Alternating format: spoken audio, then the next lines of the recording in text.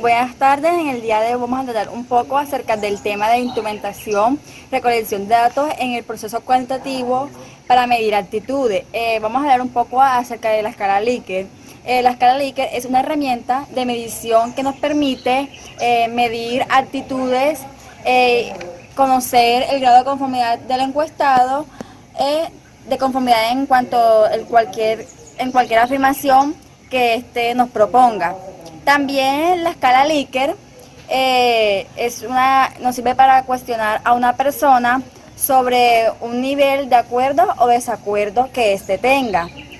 Es ideal también para medir reacciones, actitudes y comportamiento de una persona, a diferencia de una simple pregunta con una respuesta sí o no. La escala Likert nos permite a los encuestadores calificar su respuesta. Esta fue creada por Renzi y Likert en 1932 como una respuesta bipolar de 5 puntos que con la mayoría de las personas se familiarizaban con este. Renzi Likert nació en 1933 y falleció en 1981. Fue psicólogo organizacional, educador estadounidense y es conocido por su investigación sobre el estilo de gestión, lo que es la escala Likert y el modelo vinculación. También la escala Likert es un conjunto de afirmaciones que se presentan de forma de afirmación para medir las reacciones del sujeto hacia lo que es objeto, hechos y ideas. Se basa en la elección de un conjunto de enunciados que sean capaces de medir lo que éste desea, lo que es normalmente las actitudes. Para esto, la escala Likert se divide en dos grupos, un grupo positivo y un grupo negativo. El grupo positivo está compuesto por 3 respuestas. La primera es de acuerdo, algo de acuerdo, ni en desacuerdo. La negativa es algo en desacuerdo y muy desacuerdo. Las ventajas de la escala Likert son la facilidad de construcción, administración y complementación de esta.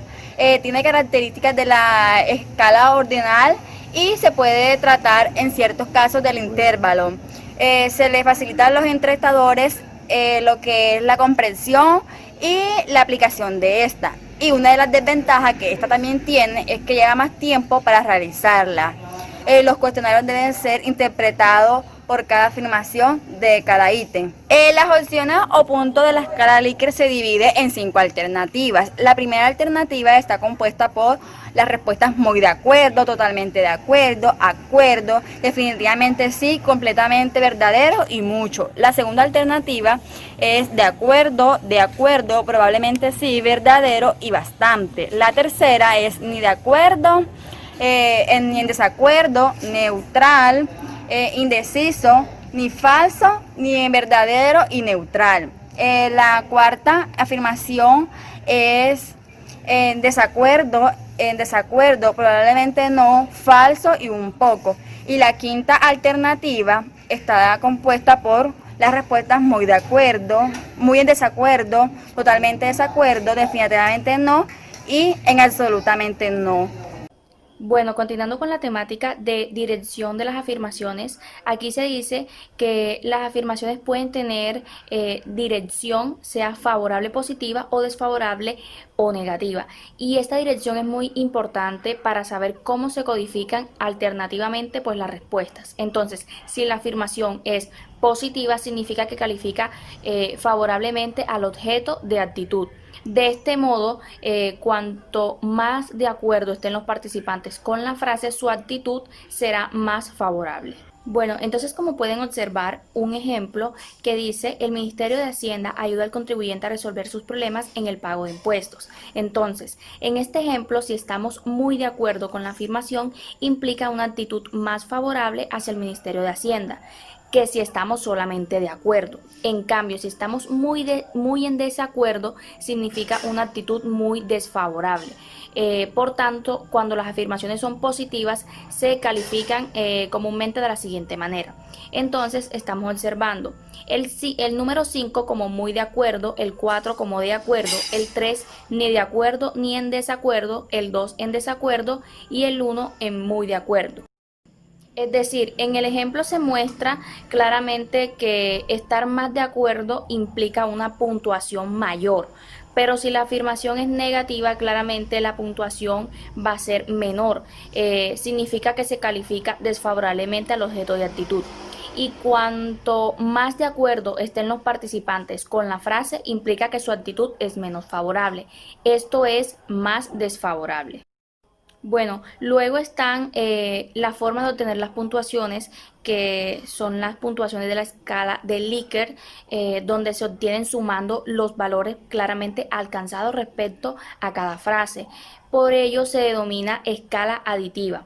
Entonces, a continuación mostraré un ejemplo de cómo se califica en la escala de Likert. Bueno, como pueden observar en la tabla, una puntuación se considera alta o baja según el número de ítems o afirmaciones. Por ejemplo, la escala para evaluar el organismo tributario, que es la que están observando, la puntuación mínima es de 8 y la puntuación máxima es de 40. Porque hay 8 afirmaciones. Aquí la persona claramente obtuvo como puntaje 12, entonces su actitud hacia el organismo tributario es más bien bastante desfavorable. Veamos otra tabla.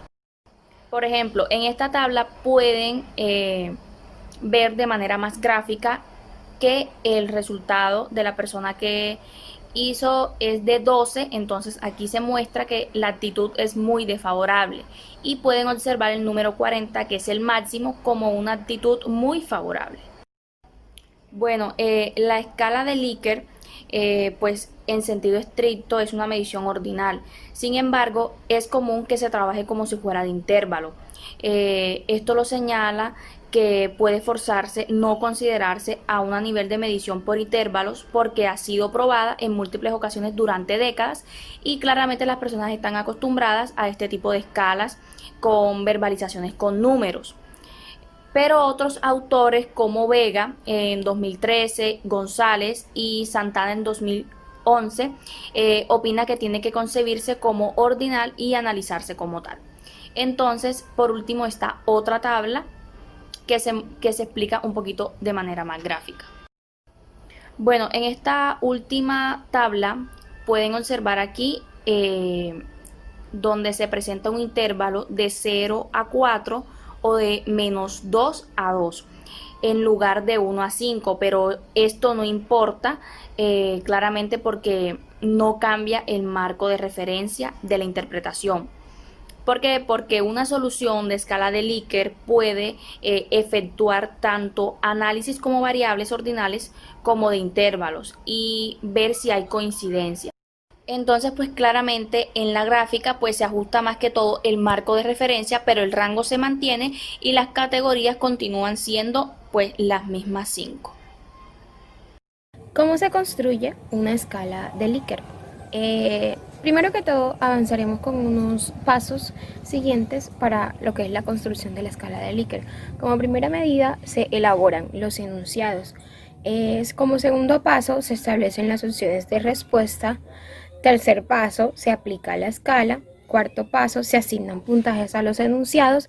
Cinco paso, se genera una base de datos. Sexto paso, se calculan los puntajes. Y como séptimo y último paso, se calcula la frecuencia de cada elemento. Anteriormente la escala solo se estructuraba por frases. Sin embargo, en la actualidad ya se maneja lo que son preguntas y observaciones al momento de construirla. La importancia de construir una buena escala radica exclusivamente en la comprensión a tener los participantes a los que se les aplicará. Por tal razón, en algunas ocasiones se utilizan pruebas pilotos antes de la prueba original para que el participante así sepa manejarla, usarla y al momento de aplicar la original la comprensión sea clara y concisa. A continuación voy a hablarles un poco acerca del diferencial semántico. Bueno, este fue diseñado para explorar las dimensiones del significado, es decir, la serie de pares de adjetivos extremos que sirven para calificar al objeto de actitud ante los cuales se le pide la reacción del sujeto para así ubicarlo en una categoría de cada par. Bueno, Este debe de calificar al objeto de actitud a partir de un conjunto de adjetivos bipolares. Entre cada par de estos, pues se le presentan varias opciones y la persona selecciona aquella que en mayor medida pues refleje su actitud. Como vemos en la pantalla, existen ejemplos de adjetivos bipolares. Entre ellos tenemos que si la persona es rica, pues su adjetivo bipolar sería pobre. Rápido, su adjetivo sería lento. Flaco, gordo, su adjetivo sería flaco. Joven, su adjetivo sería viejo. Y así sucesivamente con los adjetivos que se nos presenten lo opuesto. Bueno, se debe observar que los adjetivos son extremos y que entre ellos hay solamente 7 opciones de respuesta. Cada participante pues califica al candidato A en términos de escala de adjetivos bipolares. Vemos en la diapositiva que nos muestran 2 escalas. Estas serían la escala bipolar. Y se clasifica o se codifica de la siguiente manera.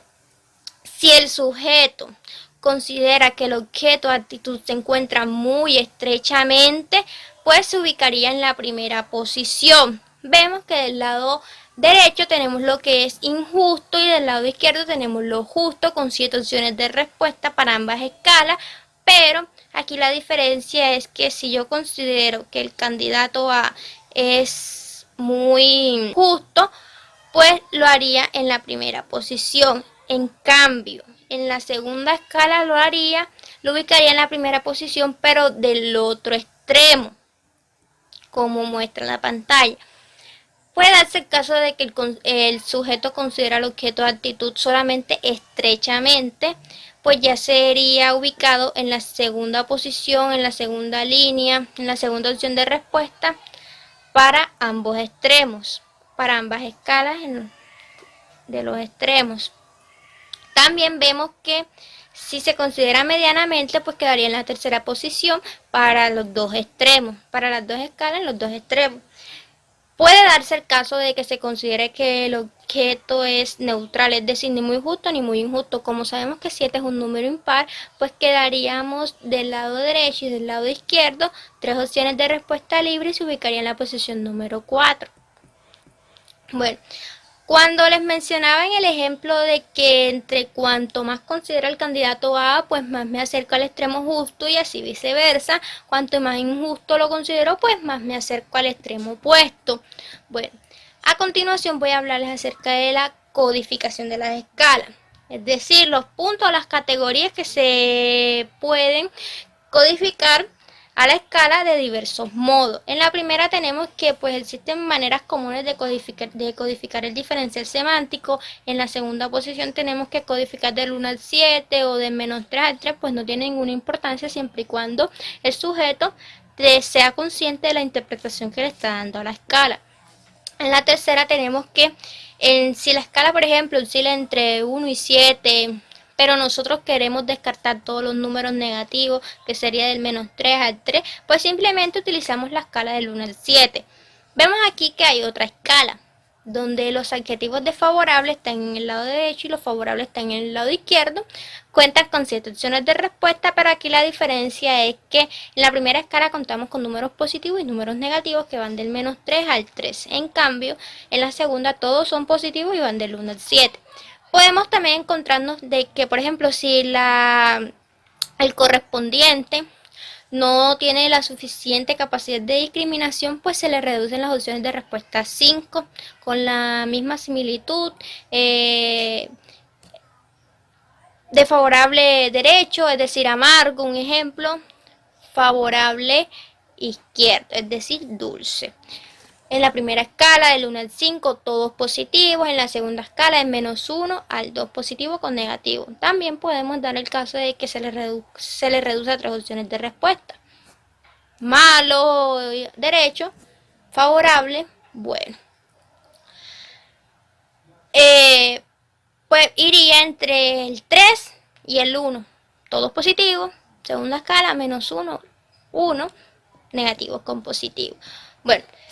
Aquí, para explicar mejor que codificar negativo o positivo no es tan relevante, no es tan importante. Por ejemplo, si una persona califica el objeto de actitud candidato A. En la escala justo, injusto, marcando la categoría más cercana al extremo injusto, la puntuación sería 1. En cambio, si en la otra escala tenemos que va del -3 al 3, pues marcaríamos la opción del -3. Maneras de aplicar un diferencial semántico. Esta se divide en dos categorías, autoadministrada y por mediante de una entrevista. La autoadministrada se le proporciona la escala al participante y este marcará la categoría que describa mejor su reacción o que considere conveniente. Mediante entrevista, el entrevistador marca la categoría que corresponde a la respuesta del participante. En esta segunda situación es muy conveniente mostrar una tarjeta al participante que incluya los adjetivos bipolares y sus respectivas categorías. Si un investigador quiere saber acerca de la actitud que tiene un sujeto o varios de algo o alguien, la mejor manera de saberlo es aplicando un diferencial semántico. Así puede analizar la actitud que el participante tenga desde el principio hasta el final.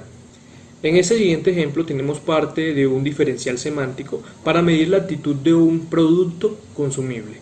Por ejemplo, se le muestra una serie de adjetivos bipolares sobre unas categorías al participante, el cual éste deberá marcar la opción o la casilla que mejor se acerque a lo que él percibe. Por ejemplo, tenemos barato, caro, sabroso e insípido, dulce, amargo y así sucesivamente. Las respuestas se califican de acuerdo con la codificación. Por ejemplo, si una persona tuvo la siguiente respuesta entre rico y pobre y marcó en la casilla más cercana a rico, si la escala oscila entre 1 y 7, esta persona obtendrá un 7 de puntuación.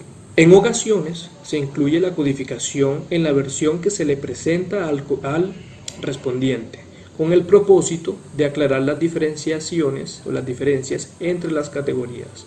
En este siguiente ejemplo tenemos la manera de cómo calificar un diferencial semántico. Por ejemplo, aquí tenemos las casillas que el participante marcó. Independientemente de eso, anotamos cada número de casilla en la casilla que está marcada y este se sumará y nos dará el resultado. Una nota muy importante: se pueden utilizar escalas o diferenciales semánticos para medir actitudes hacia varios objetos.